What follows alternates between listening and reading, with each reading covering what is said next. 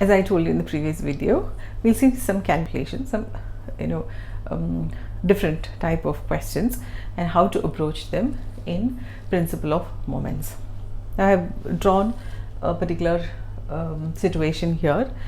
There is a pivot. Now if you notice, in the previous cases we saw the pivot was in the middle.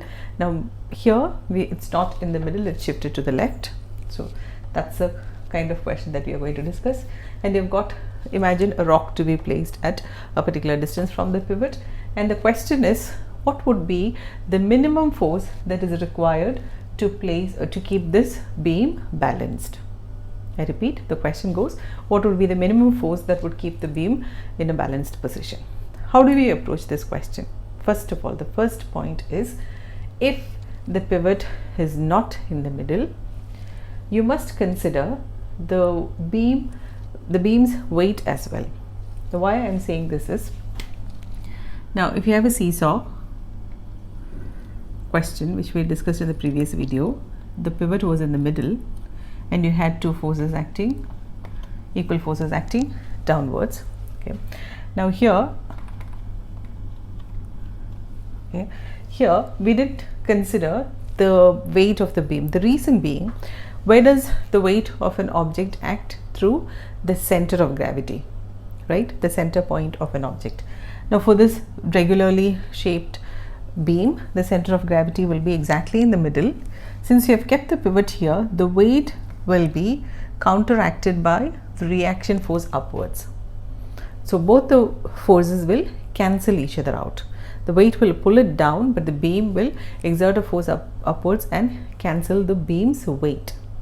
Okay, if you remember in principle of moments, I told you the second point is the total upward force will be equal to the total downward force. In such case, this total forces, if you add it up, it will be equal to the total force that is exerted by the pivot upwards. Getting it?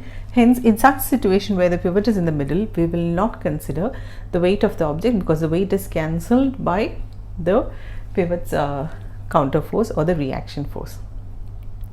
What if it is not able to, if the weight is more than the pivot's counter force? What would happen? What might happen? The beam will break. It will not be in the position at all. You can't have it balanced, first of all. Second of all, it might break as well. All right.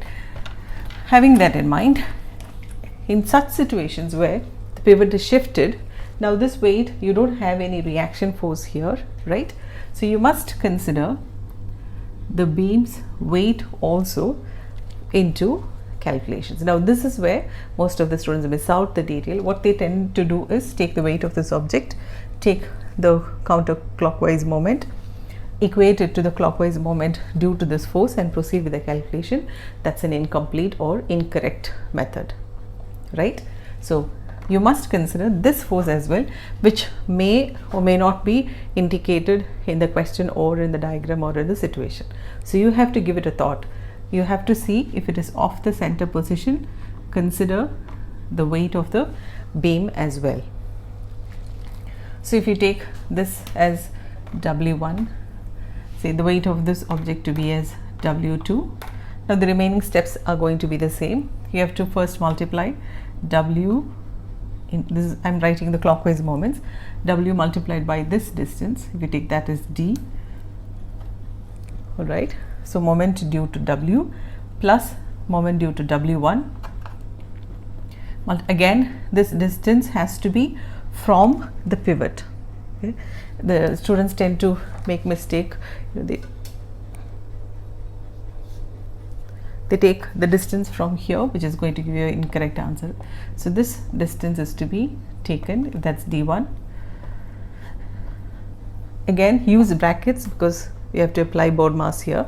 Okay, so W multiplied by D plus W1 D1, the total clockwise moments you equate to total anti-clockwise moment is due to the stone W2 multiplied by D2. That's as far as the formula is concerned. As I told you earlier, you can plug in the values and figure out. So what's the point that you have to keep in mind? One, please pay attention if there is a moment question, where is the pivot placed or which is the fixed point on the pivot? If it is not in the center, if it is elsewhere, then you must include moment due to the weight. This is tip number 1. I repeat, if the pivot is not in the middle, consider the beam's weight as well. We'll see one more situation where a beam is attached to a wall and say a minimum force required to maintain the beam in position is the question. Say for example, you have a wall and you have a beam attached. This is the wall and you have a beam attached and you want to maintain the beam in a balanced position. The question is, what would be the minimum force required at this end of the beam that will make it balanced? So how do we approach this question? First point, as I told you earlier, figure out the fixed position. Which is the fixed pivot position? Then second, see if the fixed position is in the center of the beam. If not, consider the beam's weight. These 2 points, have it in mind. Now where is the pivot play in this in this case? See, this beam doesn't have any other object that is in contact other than the wall. So here, this is the point where your pivot is. That's the pivot position. Getting it?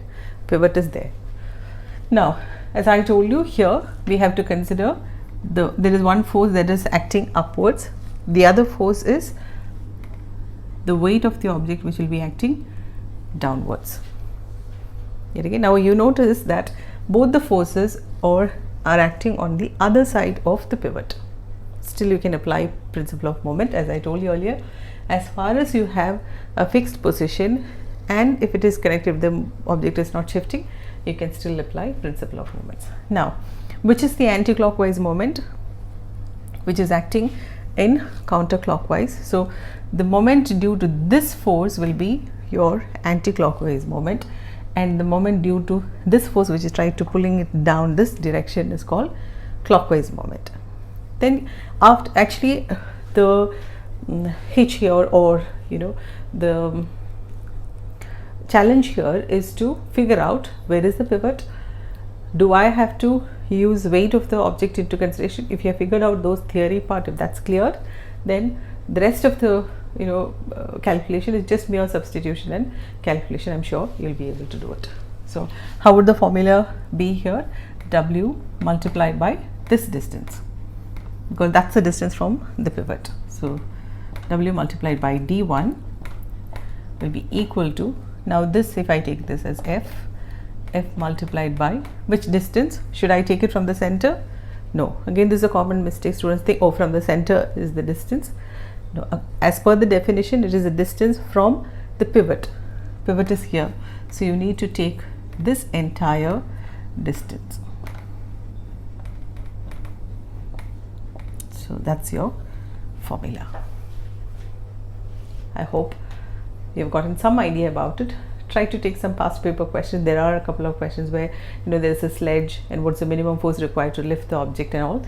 Practice a few of them. Check with the marking scheme. If you keep these points in mind, I'm sure you will be approaching the problem, as per approaching the problem correctly. All the best and see you in another video. Bye.